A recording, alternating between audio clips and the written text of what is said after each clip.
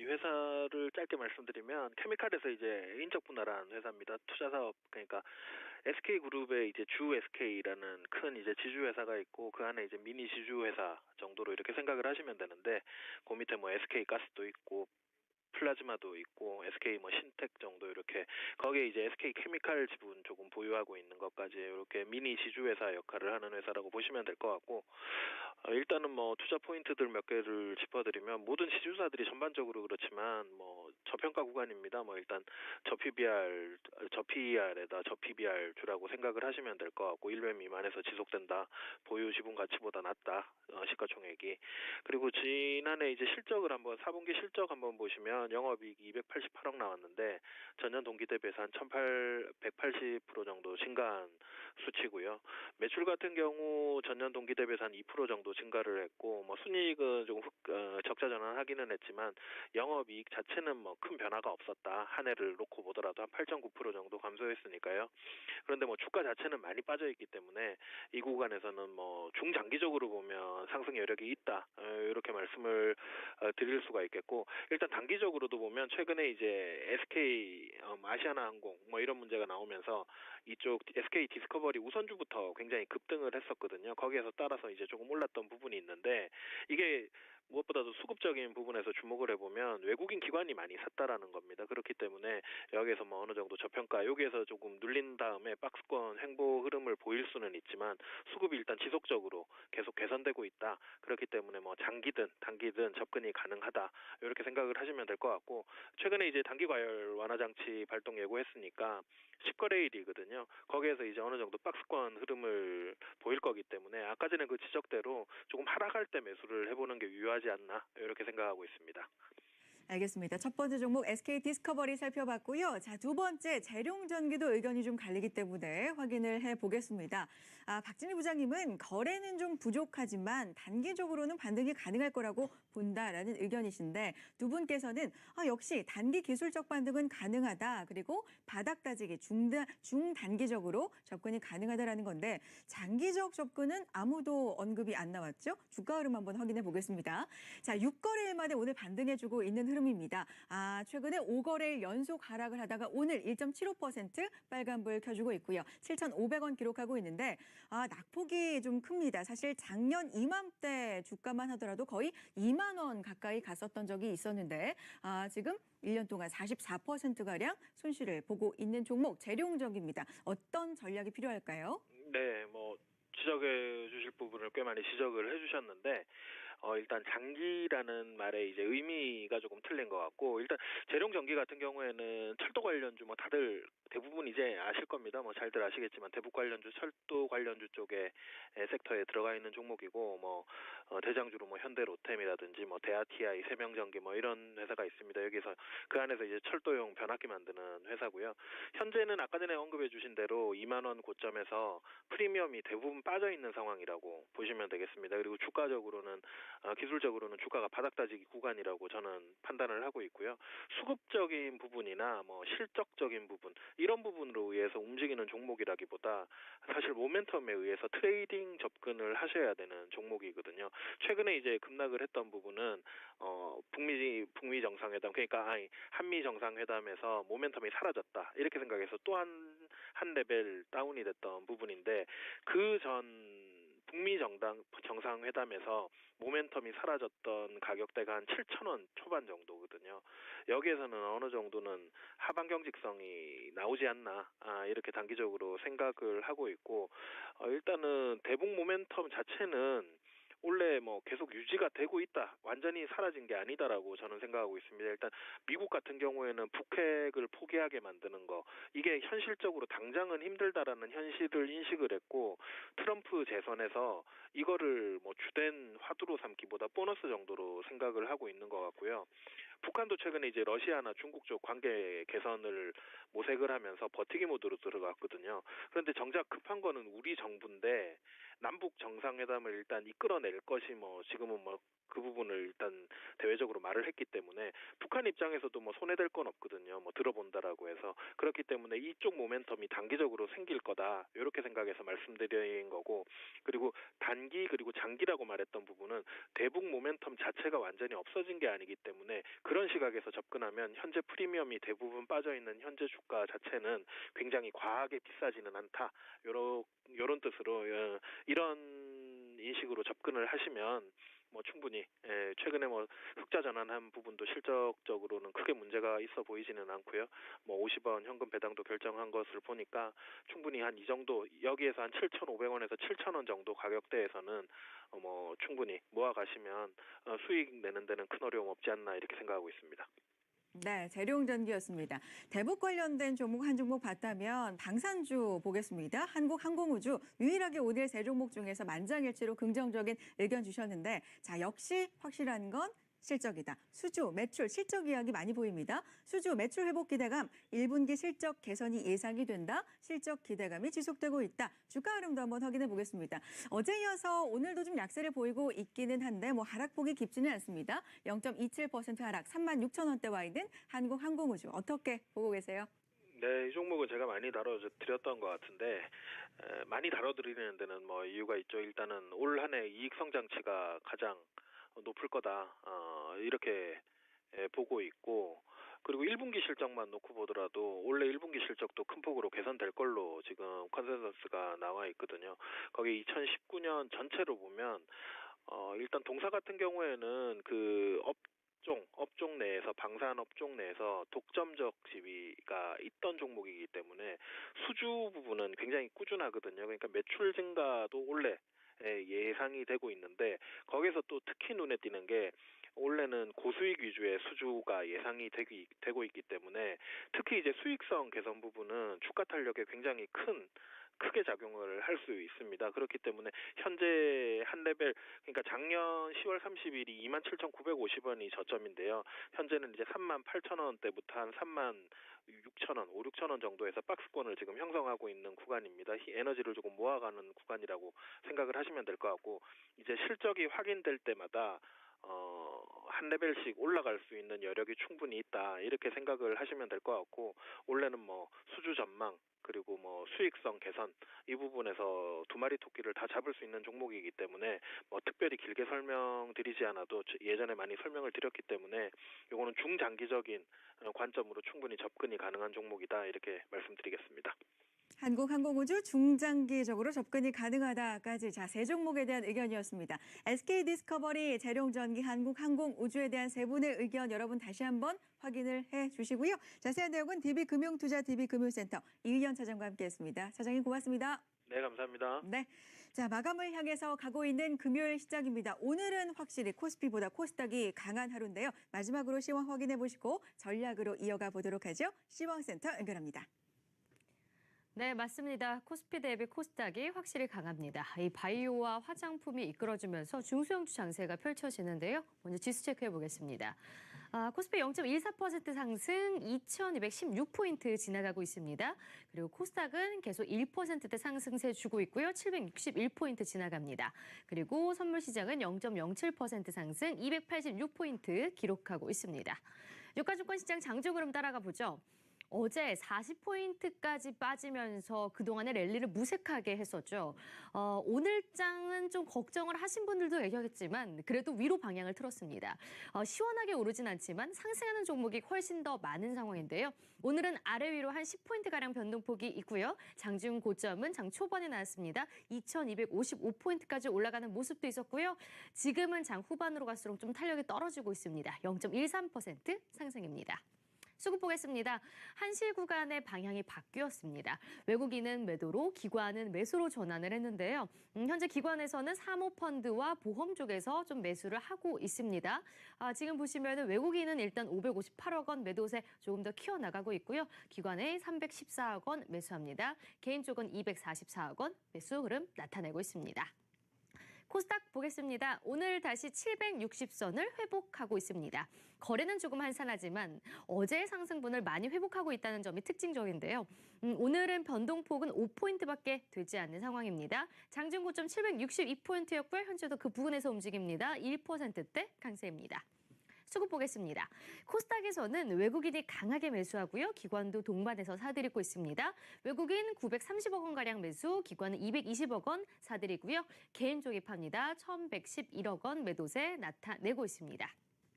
시가총액 상위주 안에서는 희비가 엇갈립니다. SK하이닉스는 강하게 오르면서 8만 1,000원까지 회복하고 있는 모습이고요. 반면에 지금 삼성전자는 0.65% 하락세입니다. 오늘 셀트리온이 굉장히 강하죠. 장중 고점을 계속 높여가고 있습니다. 현재 6%대까지 상승세를 보여주면서 21만 6,500원에 진행이 되고 있고요. 실적 개선에 대한 기대감에 투자 심리가 살아나는 모습입니다. 계속 살펴보시면 오늘 이 바이오 투톱 삼성바이오직스도 강합니다. 3.19% 상승 37만 1,500원에 진행되고요. 그 외 포스코와 현대모비스는 1에서 2%대 약세입니다. 코스닥 시가총액 상위주 보시죠. 오늘의 주인공은 셀트리온 헬스케어라고 할 수가 있는데요. 지금 장중 9%대까지 넘는 이 급등을 보이고 있습니다. 막판까지 10%까지 도달할 수 있을지 좀 지켜보셔야겠는데요. 셀트리온 헬스케어 같은 경우에는 외국인이 5거래를 연속 담고 있습니다. 오늘 거세게 더 매수를 하면서 지수에 큰 영향을 주고 있고요. 셀트리온 제약도 5% 넘는 상승 계속 주고 있습니다. 그 외에도 지금 메디톡스도 강한 흐름 보여주고 있죠. 메디톡스가 현재 4.98% 상승 62만 7,600원 진행되고요.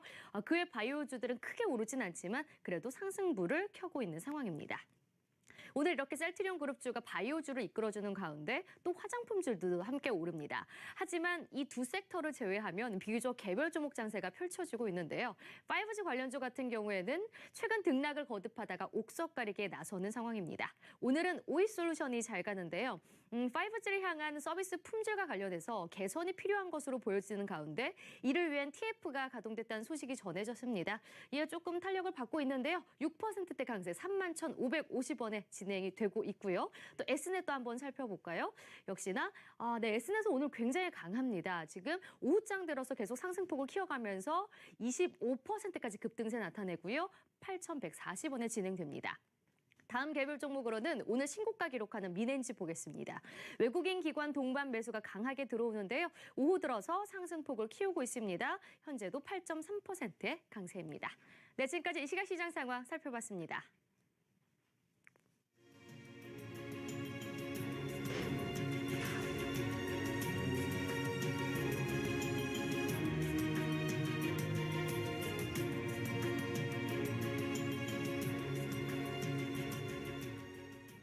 네, 금요일 시장 마감으로 가면서 코스피 지수가 탄력을 좀 잃어가고 있고요. 코스닥은 그래도 견조하게 1%대 상승을 이어가고 있고 코스닥 대장주가 10%대 상승을 기록하고 있습니다. 자, 시장 상황 어떻게 봐야 되는지 마감 상황 두 분과 함께하도록 하죠. KTB 투자증권 영업부 이성훈 과장, 유한타증권 영업부의 송태현 과장 나오셨습니다. 어서 오세요. 네, 반갑습니다. 네.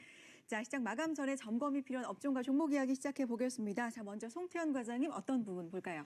네, 오늘은 좀 쉬어가고 있는데요. 일단 네. 자동차 업종에 대해서 좀 한번 짚고 넘어가야 되지 않을까 이렇게 좀 생각해 볼 수가 있는 것 같습니다. 최근에 좋았잖아요. 네, 요 네. 근래 계속적으로 뭐 신고가 랠리를 거의 보여주려고 하고 있는 모습도 보이고 있었고요. 네.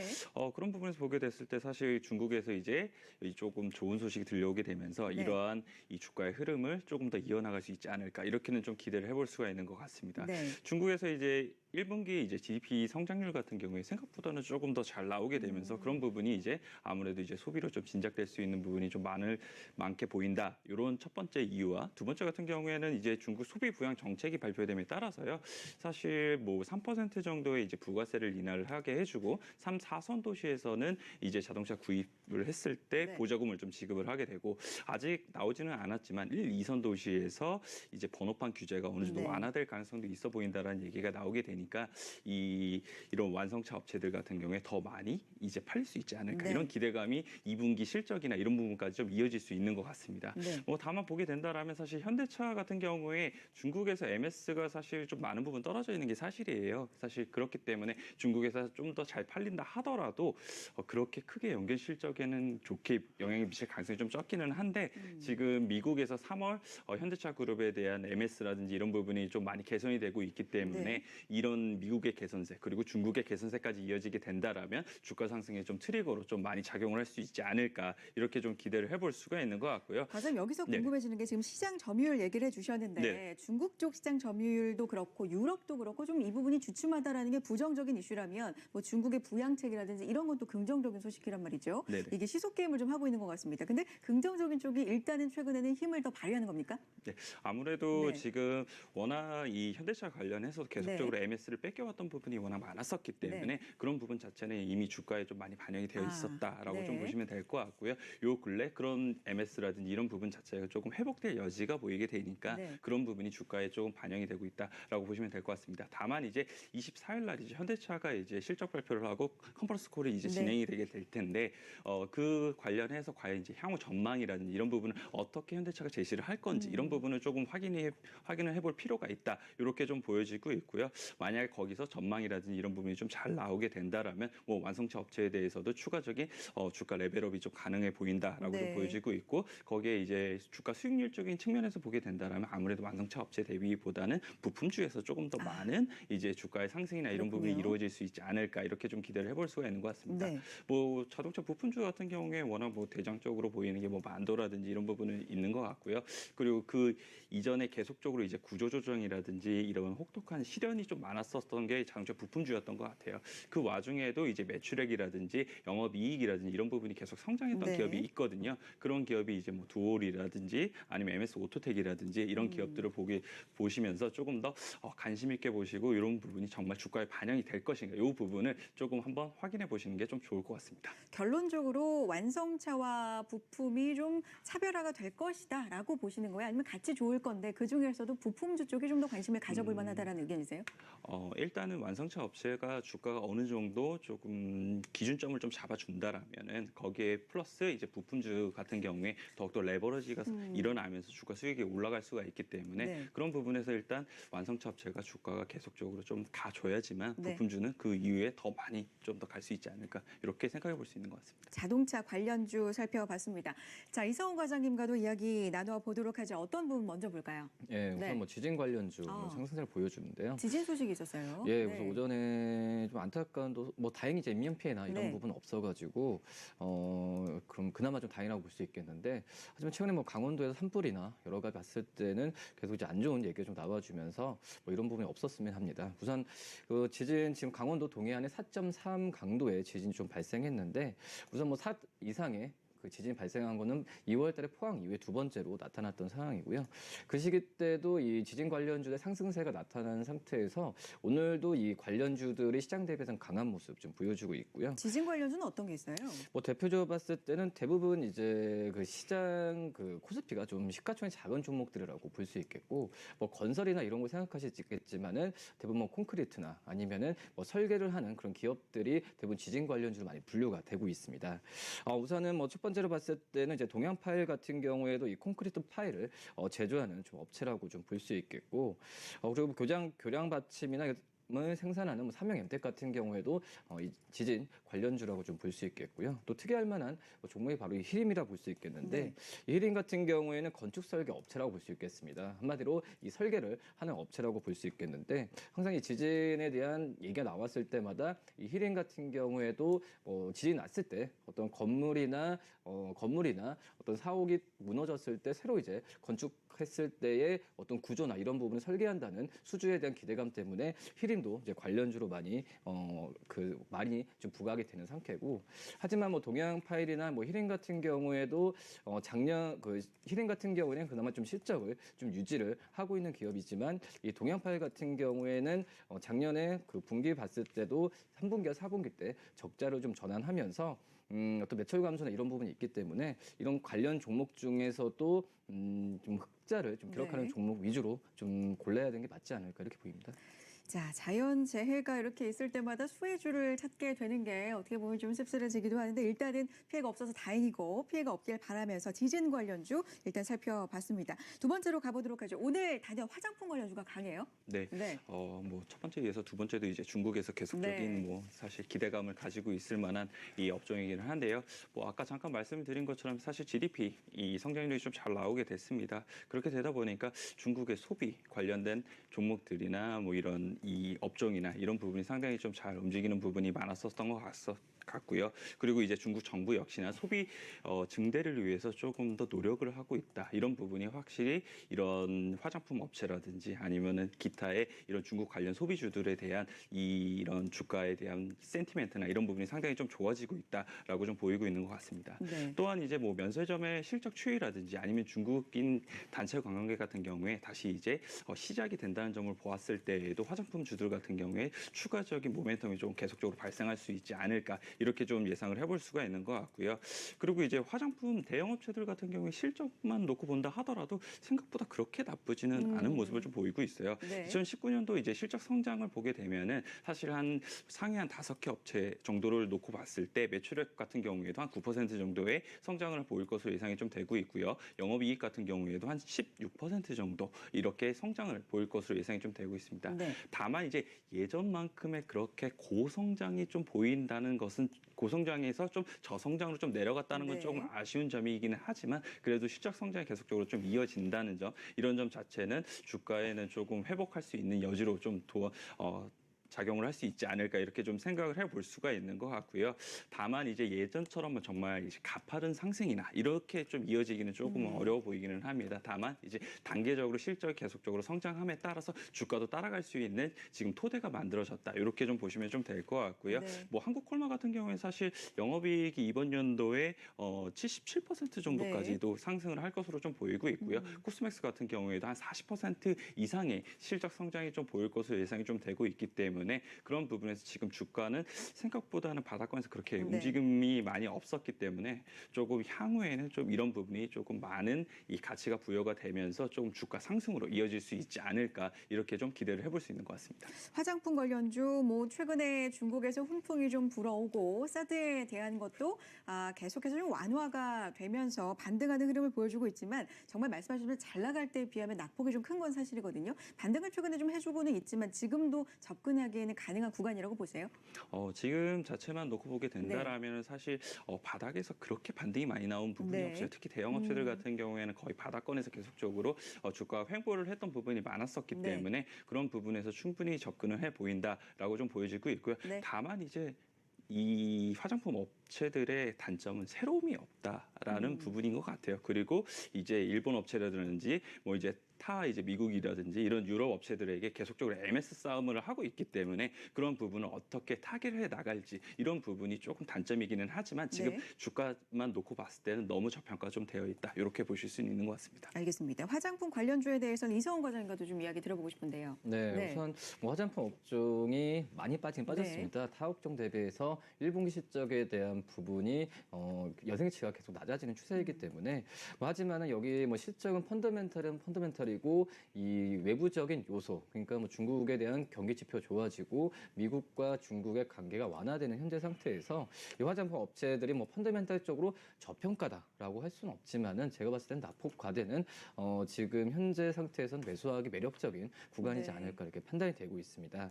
뭐 우선 전체적으로 봤을 때도 이 화장품 업종 안에서도 대부분 이제 전방 기업들한테 그 시선이 몰려지고 있지만 우선 뭐 OEM과 ODM 업체들이 그나마 지금 증권사들이 목표 주가를 올리고 그나마 실적에 대한 기대감이 좀 나와주고 있는 상태에서 이 화장품 업종 안에서도 종목들을 선별하는 전략이 굉장히 중요하다라고 말씀을 드릴 수 있겠고요. 뭐 아시다시피 뭐 아모레퍼시픽, LVCNC 같은 큰 전방 기업도 아시겠지만 뭐 밑에 하부인 뭐 한국콜마나 코스맥스 같은 이 OEM, ODM 업체도 좀 관심 있게 봐야 되고 그다음에 뭐 기능성 네. 화장품 하는 이차한불이나 아니면은 이 기초 화장품 쪽에서도 강자를 보이고 있는 기업들을 좀 선별해서 살펴봐야 되지 않을까 이렇게 보입니다. 알겠습니다. 화장품 관련주에 대해서 두 분과 이야기를 들어봤고 한 부분씩 더 보고 동시효과로 넘어가 보겠습니다. 먼저 송태영 과장님. 네. 요즘 광고 업체들 같은 경우에 조금 스몰캡 내가 좀 주가의 변동성이 워낙 좀 강하게 움직이는 부분이 있어서 네. 좀 말씀을 좀 드리고자 합니다. 네. 사실 뭐 오늘 같은 경우에 인크로스가 사실 20%가 넘게 상승을 하는 모습을 좀 보일 정도로 요즘 이 광고 관련된 업체들에 대해서 주가가 매우 좀 좋은 모습을 좀 보이고 있는데요. 사실 디지털 광고 전문 업체들 같은 경우에 평균적으로 다 한 10에서 한 15% 이상은 다 올라가는 모습을 좀 보였어요. 종합 광고 대행사가 움직였던 게 한 0.3%밖에 안 움직인 거를 좀 대비로 해봤을 때는 높은 주가 수익률이 아닌가 이렇게 좀 볼 수가 있는 것 같고요. 네. 그 이유 자체는 아무래도 이제 디지털 광고에 대한 부분이 계속적으로 상승이 되고 있기 때문이다라고 좀 볼 수가 있을 것 같습니다. 코바코에서는 이제 매월 이제 광고 경기 전망 지수를 이제 좀 발표를 하게 되는데 네. 1월 달 같은 경우에 지금 107에 불과했던 지수가 지금 현재 4월 달에는 124까지 좀 상승을 하는 모습을 좀 보였어요. 그만큼 이제 계속적으로 이제 이 광고에 대한 집행이라든지 이런 부분이 많이 이루어지고 있다라고 좀 보시면 좀 될 것 같고요. 그리고 이제 온라인이라든지 모바일에 대한 광고 부분이 계속적으로 더 확대가 되고 있기 때문에 그런 부분을 감안을 하게 된다라면 업종 내에서 광고 업종 내에서 좀 스몰캡 이제 종목들에 대한 부분이 조금 더 주가가 좀 매력적으로 좀 움직일 수 있지 않을까 이렇게는 좀 기대를 해볼 수가 있는 것 같고요.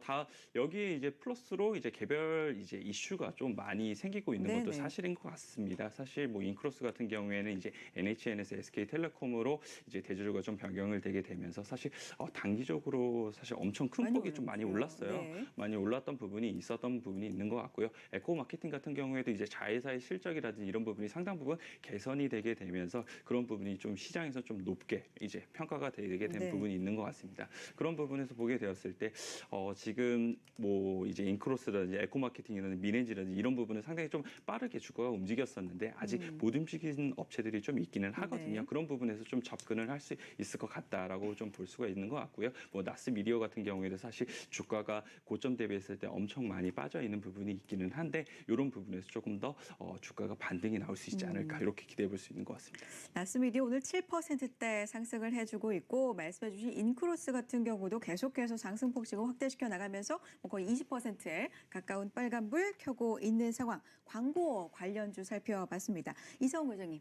네, 오늘 좀 사료주에 대해서 다시 한번 좀 말씀드리도록 하겠고요. 사료 볼게요. 네. 오늘 급등하는 모습 좀 나타나주고 있는데 우선 사료주의 그 주가의 긍정적 모멘텀이 한 두 가지 정도가 좀 오늘 나왔습니다.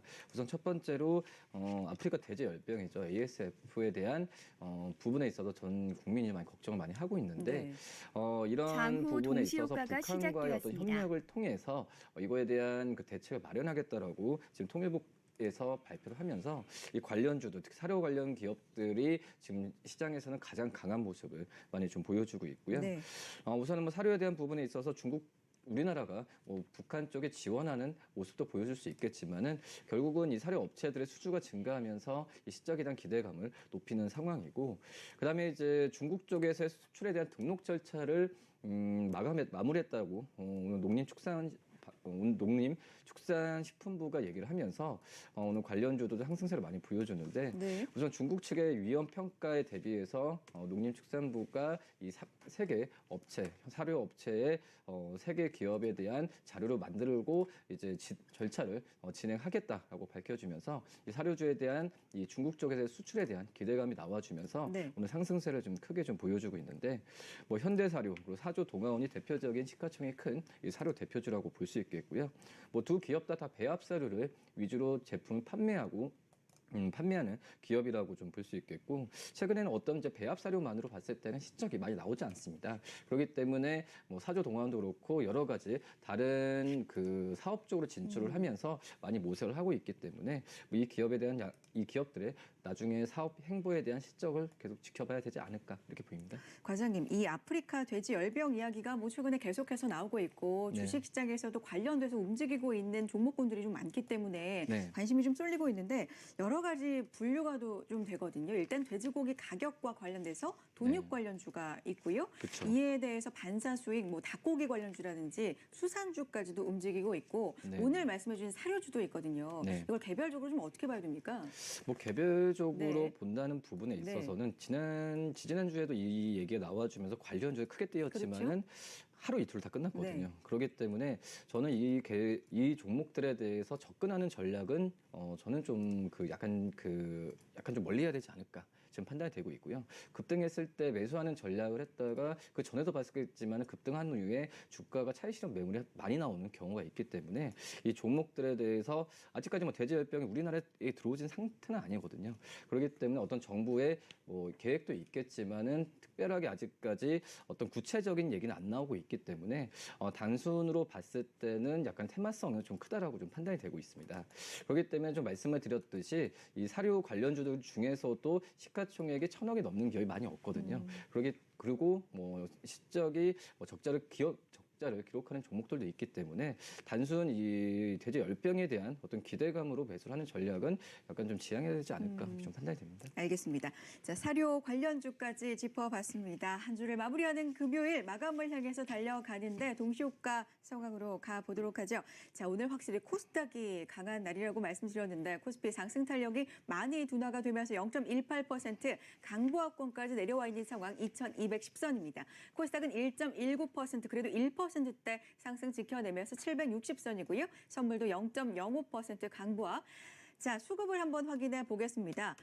오늘 코스피 시장에서는 외국인만 팝니다. 기관이 매수 쪽으로 돌아서 주면서 개인과 기관의 순매수 들어오고 있고요. 코스닥 시장에서 외국인과 기관의 동반 순매수가 포착이 되고 있는데 관련돼서 살펴보도록 하죠.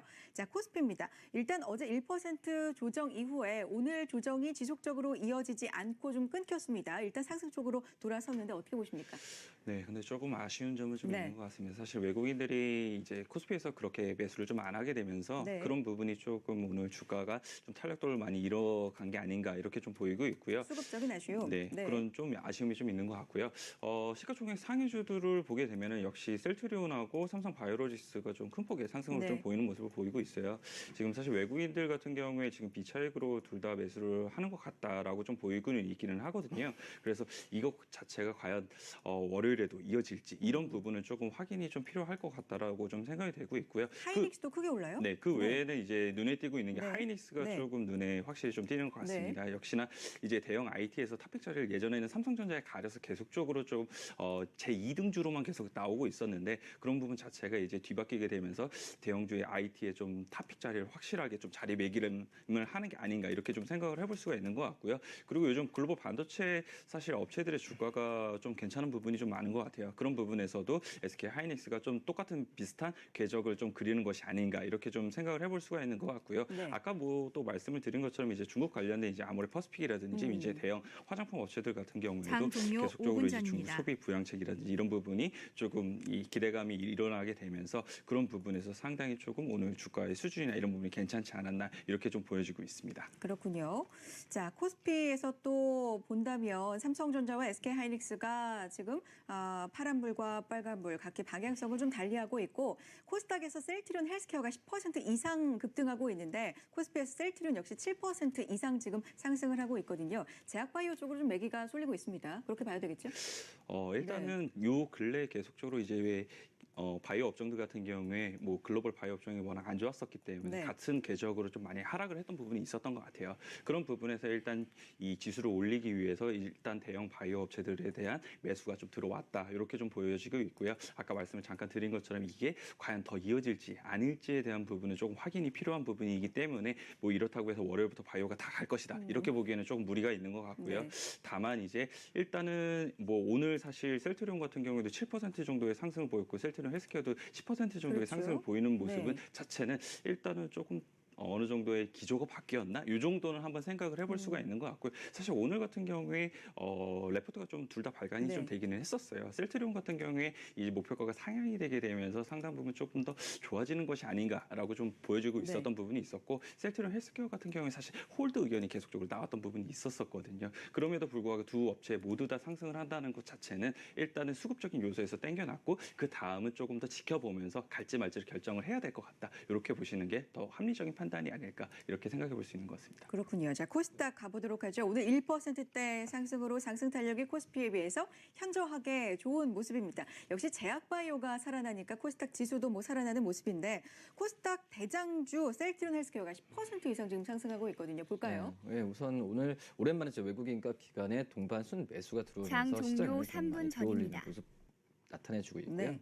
말씀하셨듯이 코스닥 시가총액 1위 종목이죠. 셀트리온 헬스케어에 지금 10% 넘게 10.23%로 하면서 76,500원에 마감을 할 것으로 보여주는데 이 셀트리온 헬스케어의 큰 폭의 상승세가 이 코스닥 지수의 상승세를 이끌지 않았나 이렇게 판단이 되고 있고요. 네. 뭐 덕분에 제약바이오 업체죠. 뭐 신라젠, 그리고 바이로메드, 그리고 메드톡스까지도 상승 여력을 좀 크게 갖고 가는 모습 나타내지고 있습니다. 역시 뭐 업종별로 봤을 때도 이 제약바이오 업종의 상승세가 눈에 띄게 나타나는 게 지금 현재 상황이라고 좀 볼 수 있겠고, 그밖에 업종별로 봤을 때도 뭐 유통업종의 상승세도 오늘 눈에 띄게 나타나는 현재 상황인데요.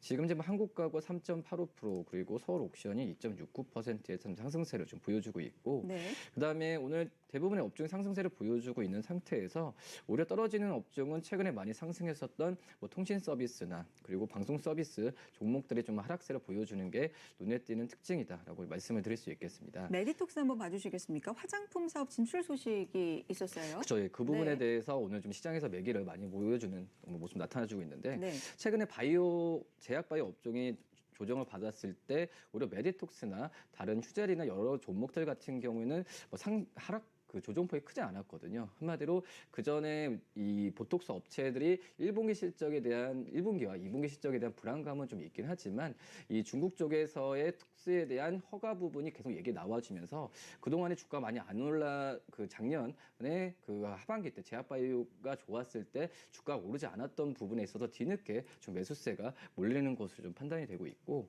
그렇기 때문에 최근에 뭐 대웅제약도 시장에서 이 보톡스에 대한 진출에 대한 얘기가 나와주고 있는데 뭐 휴젤 그리고 메디톡스 그리고 이 대웅제약 같은 이 보톡스 업체들은 이 제약바이오 업체일 수도 있겠지만 미용 관련으로서 좀 상승률이 좀 크게 좀 남아있을 가능성이 좀 있지 않을까 이렇게 좀 판단이 되고 있습니다. 네. 여기 이제 종목들 특징적인 종목들을 본다고 한다면 오늘 같은 경우에는 유비케어가 좀 1분기 실적 기대감 때문에 좀 강세를 많이 좀 보여주고 있고 그다음에 서두에 말씀드렸던 강원 쪽에서의 지진 소식이 나와주면서 관련주들의 상승세가 이어졌던 부분 이 부분이 좀 특징적인 상황이다라고 말씀을 드릴 수 있겠고요. 네. 그다음에 오이솔루션 같은 경우도 삼성전자와 이 5G 관련해서 광모들 공급 계약 소식이 나와주면서 상승세를 보여주고 있는 게 좀 특징적인 상황이고요. 그다음에 슈피겐코리아 같은 경우는 최근에 최대주 지분 매각에 대한 그렇죠. 이슈 때문에 하락세를 보여주었는데 다시 한번 좀 상승세를 보여주면서 반등을 하는 모습을 나타내주고 있고 반면 이슈에는 그 짚어드리지 않았지만은 네. 화폐 개혁에 대한 부분이 번복이 나와주면서 그렇죠. 관련주들이 좀 네. 하락세를 보이는 게 특징이다 볼 수 있겠습니다. 알겠습니다. 자, 코스피 같은 경우 3거래일 만에 정규장이 다시 상승세를 종료됐습니다. 보이고 있습니다. 양시장이 어제 1%대 동반 조정을 보인 후에 하루 만에 다시금 힘을 내주고 있지만 코스피 같은 경우는 장 후반으로 가면서 상승 동력을 좀 잃은 상황. 코스닥 1%대 상승 이어가고 있는 상황이고요. 코스닥에서 외국인과 기관의 동반 매수가 포착이 되고 있습니다. 자, 금요일 시장 종가 확인하고 오겠습니다.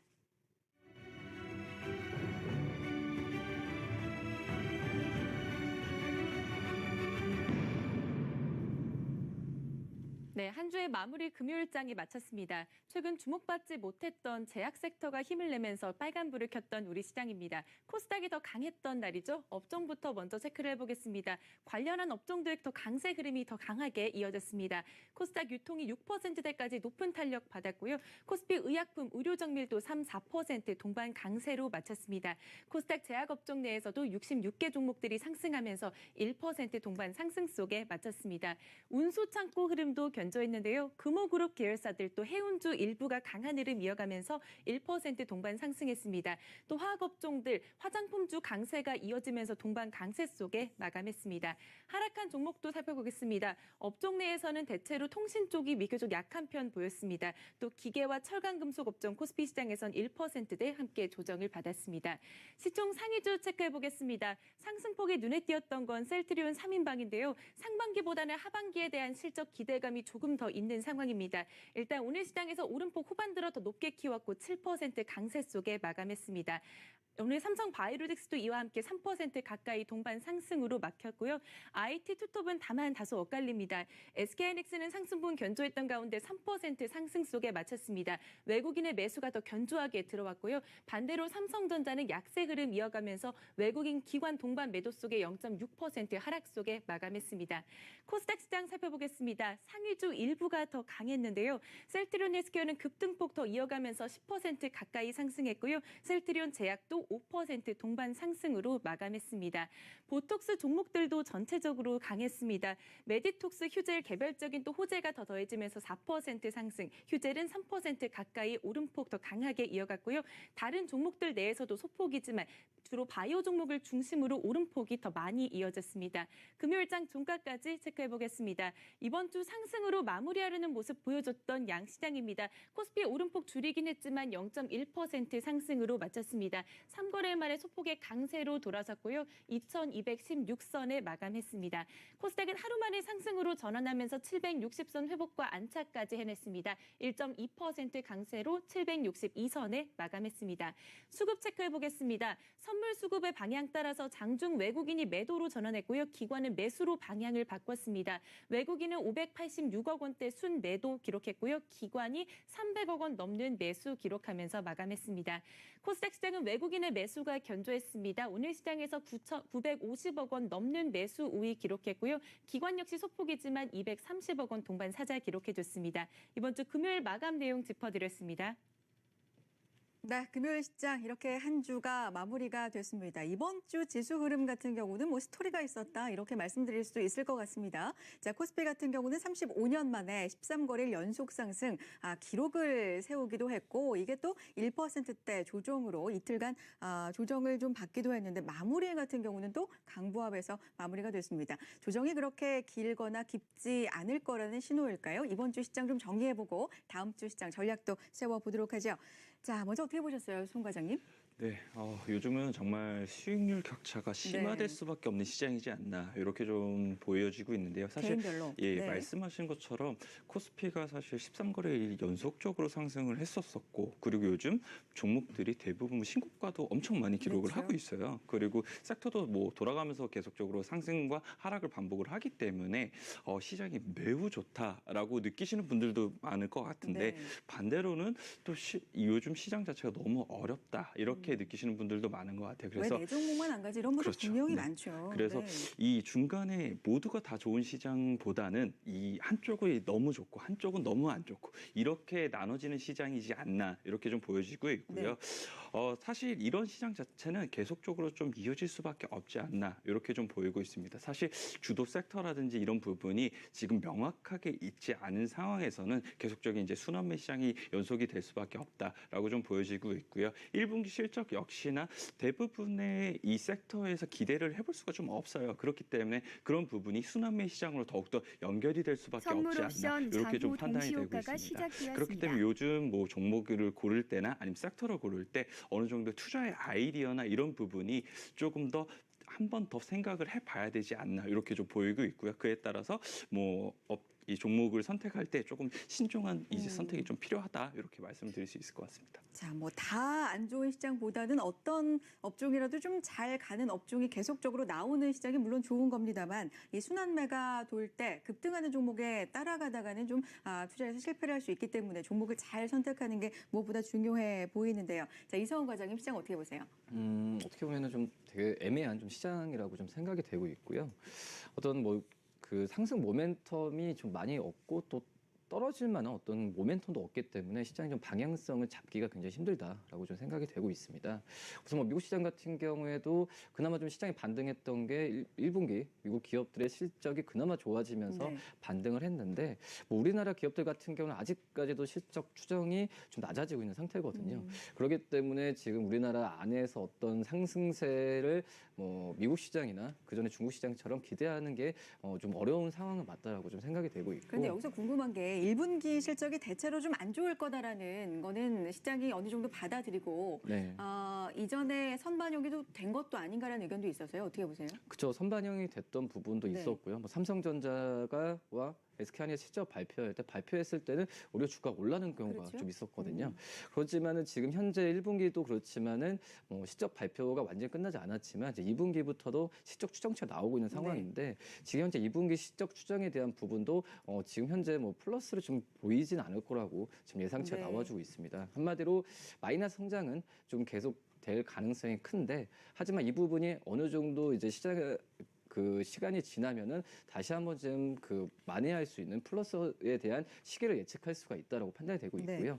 역시 말씀하셨듯이 주식시장이 선반영되는 그런 상품이라고 한다면은 그때 정도의 지수에 대한 상승세를 좀 기대도 괜찮지 않을까 판단이 되고 있고 결국은 이제 수출이라고 볼 수 있겠는데 지금 현재 뭐 유럽이나 중국이나 미국 같은 경우도 경기 지표가 좋아지고 있는 상태에서 우리나라도 당분간은 마이너스 성장을 이어갈 수 있겠지만은 최소한 상반기가 끝나는 쯤에서는 실적에 대한 전망을 플러스로 할 가능성이 크기 때문에 그때 정도에는 시장이 좀 우상향 방향으로 될 가능성이 좀 있지 않을까 이렇게 판단이 됩니다. 그렇기 때문에 지금 같은 경우에 어떤 예상을 하는 것보다도 종목별 순환에 돌고 있기 때문에 섹터별로 또 종목별로 집중하는 전략이 최우선이지 않을까 이렇게 보입니다.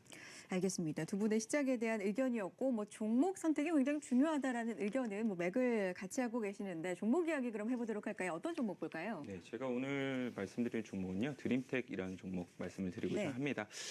컨셉 자체는 요즘 신규 상장주에 대한 부분이 새로움이나 이런 부분에서 충분히 매력도가 높아 보이기 때문에 그런 부분에서 신규 상장주에 좀 관심을 가지셔야만 한다라고 좀 보여지는 부분이 있고요. 사실 드림텍 같은 경우에는 어느 정도 이런 유통 물량이나 이런 부분이 상당히 좀 적은 점도 있어요. 그런 점 역시나 조금 주가가 상승할 때 조금 더 탄력도를 또 높게 만들어줄 수 있지 않을까 이렇게 좀 생각을 해볼 수가 있는 것 같습니다. 사실 이 드림텍 같은 경우에 이제 신규 상장한 지 얼마 되지 않았기 때문에 많은 분들께서 아직은 조금 생소할 수 있는데요. 삼성전자의 스마트용 이제 모듈을 좀 납품을 하고 있는 기업이다라고 보시면 좀 될 것 같아요. 지문 인식이라든지 아니면은 PBA 모듈을 이제 납품을 하게 되는데 삼성전자의 매출이 지금 거의 한 80% 정도 이제 도달을 할 정도로 삼성전자에게 매출처가 일단 확실하고 그리고 실적이나 이런 부분이 어느 정도 확고하게 늘어날 수밖에 없는 부분이 있다라고 좀 말씀을 좀 드릴 수가 있을 것 같고요. 그리고 이제 신규적으로 이제 자동차나 이런 이 전장 사업 쪽으로도 이제 지문 인식을 통한 이제 도어 개폐라든지 이런 부분이 계속적으로 좀 늘어나고 있는 것 같습니다. 그런 부분을 감안을 하게 되었을 때에도 전장 쪽으로도 이제 신규 사업을 진출을 하고 있고 그리고 이제 바이오 쪽으로도 이제 이 센서 관련된 사업을 확장을 하고 있거든요. 그리고 심전도 센서라든지 아니면 인공관절 센서라든지 이런 부분을 충분히 더욱더 늘려나가고 있기 때문에 향후의 먹거리나 이런 부분도 충분히 늘어나고 있다. 이렇게 좀 보시면 될 것 같고요. 19년도 실적 같은 경우에는 매출액이 한 7천억 정도 나올 걸로 예상이 좀 되고 있어요. 지금 작년도 대비했을 때 한 16% 정도 좀 증가할 것으로 예상이 좀 되고 있고요. 영업이익 같은 경우에도 한 550억 정도가 나올 것으로 예상이 좀 되고 있는데 전년도 대비했을 때 한 30% 이상 좀 증가하는 부분이 있습니다. 그런 점을 감안을 하게 됐을 때 어느 정도 매출 규모도 되고 이익도 나오고 그리고 성장도 좀 가파르게 된다라면 지금 시총이 한 4,500억 정도의 수준인데 이 정도 수준에서 충분히 더 많은 메리트를 줄 수 있지 않을까 이렇게 좀 생각을 해볼 수가 있을 것 같고요. 그렇기 때문에 요즘 좀 상승 모멘텀으로 좀 흘러가고 있는 흐름을 보이고 있는데 좀 접근을 보셔야 되지 않을까 이렇게 좀 생각을 해볼 수가 있는 것 같습니다. 그래서 일단 목표가는 좀 제시를 해드리는 건 18,000원을 좀 제시를 해드리는데 저는 개인적으로 이거는 1차 목표가인 것 같고요. 추가적으로 더 상승도 가능해 보인다라고 좀 말씀을 좀 드리고 싶습니다. 그리고 매수 범위는 15,500원에서 16,000원을 좀 제시를 해드리는데 사실 얼마 전에 스톡옵션이 행사가 되게 되면서 한 50만 주 정도가 행사가 됐었거든요. 그러면서 이날 같은 경우에 사실 조금 이 조정을 받았던 부분이 있었는데 그 다음날 사실 그런 물량이나 이런 부분은 어느 정도 좀 해소가 됐다라고 좀 보여지는 부분이 있어요. 그런 점을 감안을 하게 됐을 때 충분히 주가 랠리 보일 수 있다라고 좀 말씀을 좀 드릴 수 있을 것 같고요. 손절가는 조금 러프하게 잡아서 14,100원을 좀 제시를 해드리면서 손절가 이하로 내려가게 될 때에는 그래도 좀 비중 조절은 필요하다 이렇게 말씀드릴 수 있을 것 같습니다. 자, 3월에 상장한 종목입니다. 드림텍 신규 상장주 제시를 해주셨는데 일단 15,500원에서 16,000원대 매수 범위를 설정해 주는데 오늘 보합에서 마무리가 돼서 이 범위 안에 지금 들어와 있는 상황이고 목표 가격 18,000원 제시해주고 계십니다. 이성훈 과장님 어떤 종목인가요? 네, 저는 이제 한섬 말씀드리도록 하겠고요. 한섬 같은 경우는 여성분들 많이 아시는 기업이라고 볼 수 있습니다. 우선 그 전에 적자 사업부나 여러 가지 재무 구성 기대에 대한 한섬의 노력 우려가 좀 커지면서 주가가 뭐 지난주까지도 신고가를 기록했는데 우선 며칠 사이에 뭐 시장도 안 좋았었고 첼시 물량이 나와주면서 지난주에 49,000원대였던 49,000원 주가가 지금 43,000원 내려왔습니다. 이런 점에서 봤을 때는 어떤 첼시의 물량은 뭐 더 지켜봐야겠지만은 뭐 이 정도 크게 며칠 만에 낙폭이 컸던 상태에서 좀 주가라기보다도 매수할 만한 어떤 단기 트레이딩 매매 관점으로도 괜찮지 않을까 지금 판단이 되고 있고요. 네. 역시 작년에 그 매년 뭐 100억까지 적자가 선물 났었던 이 옵션 수입 장 브랜드를 종료 정리를 3분 하면서 이 전입니다. 재무 구조에 대한 개선 기대감이 올해부터도 날 것으로 판단이 되고 있고 뭐 1분기 영업이익 같은 경우에도 불과 몇 달 전까지만 하더라도 200억 후반의 영업이익 추정치가 이런 해외 브랜드의 그 정리 그리고 한섬 자체적인 이 중국 쪽에서의 진출에 대한 성과 부분이 나온다고 한다면 지금 현재는 300억 이상의 영업이익을 잡고 있는 상태라고 볼 수 있습니다. 물론 말씀드렸듯이 이 해외 쪽에서의 시장에 대한 진출 부분과 또 한섬이 대부분 오프라인으로 인한 아울렛 가면은 뭐 이 브랜드가 많은데 이 온라인 쪽으로 진출을 하면서 하는 부분도 선언했기 때문에 제가 봤을 때는 2분기, 3분기 쪽에서의 한섬에 대한 실적은 더 기대를 크게 가져가도 괜찮지 않을까 지금 판단이 되고 있고 그렇기 때문에 주가가 지난주에 좀 많이 올랐을 때 네. 어느 정도 물량이 좀 나갔다라고 좀 판단이 되고 있거든요. 그렇기 때문에 지금 현재 가격에서 매수를 해도 괜찮지 않을까 판단이 되고 매수가는 뭐 43,000원, 44,000원 좋고 그리고 목표 주가는 48,000원 1차적으로 말씀을 드리겠는데 우선 뭐 38,000원 그러니까 전고점까지 다시 간다고 한다면은 다시 뭐 한섬에 대해서 어떤 또 단기적인 트레이딩 전략으로 목표가에서 또 매도를 하고 그다음에 어차피 제가 봤을 때 계단식으로 갈 확률이 높다고 판단이 되고 있거든요. 그렇기 때문에 단기 매매 관점으로 접근해도 괜찮지 않을까 이렇게 보입니다. 자, 의류주 최근에 상승 랠리에 동참하면서 한섬도 주가가 좋았는데 최근에 조정을 좀 받았습니다. 자, 48,000원 목표 가격 제시를 해주고 계십니다. 한섬이었고요. 자, 두 분과 시장 이야기 나눠봤습니다. 유한타증권 영업부 송태현 과장, KTB 투자증권 영업부 이성훈 과장 여기서 인사 나누죠. 고맙습니다. Hello and welcome.